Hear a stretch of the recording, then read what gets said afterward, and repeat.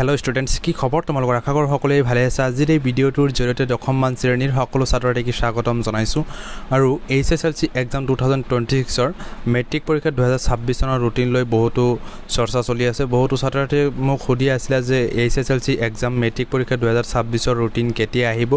বহুতে ফোন যোগে কমেন্টছত বহুতে সুধি আছিল যে ৰুটিনটো কেতিয়া আহিব আৰু কিমান দিন দেৰি হ'ব।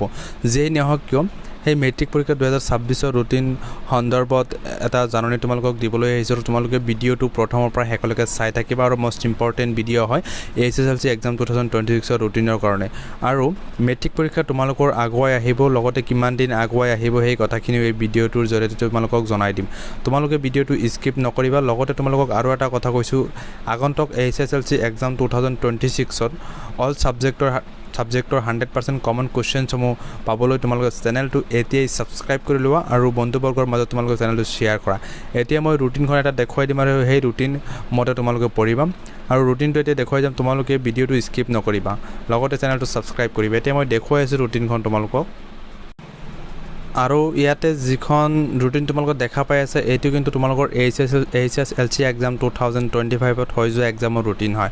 আৰু এইবাৰ তোমালোকৰ এইটো কথাকে উল্লেখ কৰিছে যে 11 পৰা 12 দিন মান আগুৱাই আহিব তোমালোকৰ মেট্ৰিক পৰীক্ষা। তেতিয়াহ'লে এইটো ৰুটিনৰ মতে তোমালোকে কিন্তু চাব পৰা কিমান দিনলৈকে আগুৱাই আহিব। আৰু লগতে এইটো ৰুটিন মতে যেনেকুৱা তোমালোকৰ এক্সাম আছিল ইংলিছৰ পিছত যেনেকুৱা MIL আছিল, MIL ৰ পিছত যেনেকুৱা জেনেৰেল মেথমেটিক্সৰ এক্সাম আছিল, সেম এনেকুৱা ধৰণে হ'ব, অকল তোমালোকৰ 11 দিন বা 12 দিন তোমালোকৰ আগুৱাই আহিব।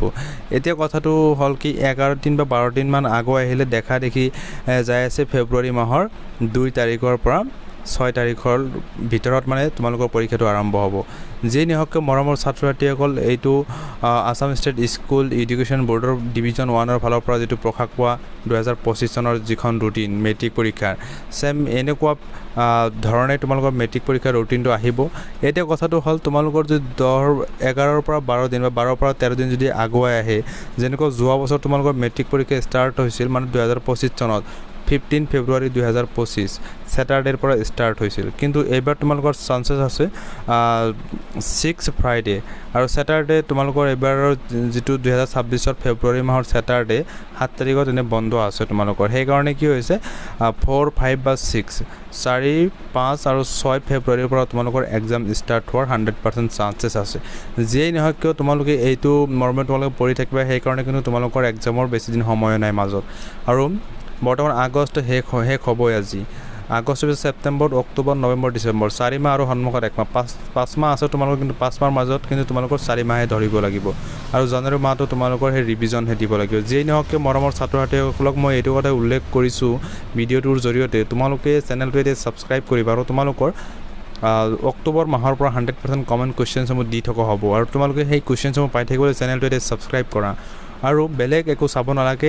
এই চেনেলটোৰ জৰিয়তে যিখিনি ভিডিঅ'ত তোমালোকে কুৱেশ্যনসমূহ পাই থাকিবা সেই কুৱেশ্যনখিনি পঢ়িলেই হৈ যাব আৰু 100% কমন কুৱেশ্যনসমূহ লৈ যাই কিনে তোমালোকে এক্সাম দিব পাৰিবা। যোৱা 2025 বৰ্ষত হৈ যোৱা মেট্ৰিক পৰীক্ষাৰ্থী সকলৰ ওচৰত তোমালোকে সুধি চাব পাৰিবা এইখন চেনেলৰ জৰিয়তে কিমান দূৰ আগবাঢ়িব পাৰিছে সেইসকল ছাত্ৰ-ছাত্ৰীয়ে।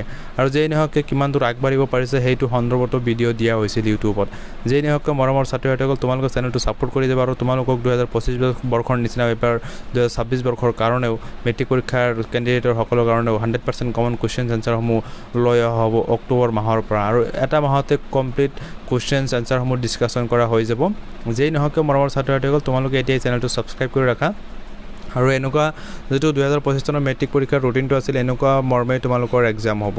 প্ৰথমত আছিল তোমালোকৰ ইংলিছ, তাৰপিছত আছিল মডাৰ্ণ ইণ্ডিয়ান লেংগুৱেজ আৰু তোমালোকৰ পৰীক্ষাৰ যিটো সময় তোমালোকৰ মৰ্ণিং শ্বিফ্টৰ পৰা হ'ব 9 AM পৰা 12 noonলৈকে।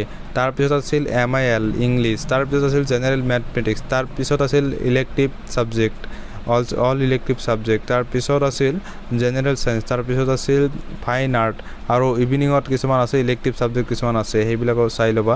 লগতে ছ'চিয়েল চায়েন্স আছিল, তাৰপিছত আছিল মণিপুৰী ইলেক্টিভ, তাৰপিছত আছিল সন্তলী ইলেক্টিভ, আছামিজ ইলেক্টিভ। এনেকুৱা কৰি একেবাৰে তোমালোকৰ এক্সামটো শেষ হৈছিল 3 মাৰ্চত এক্সাম শেষ হৈছিল।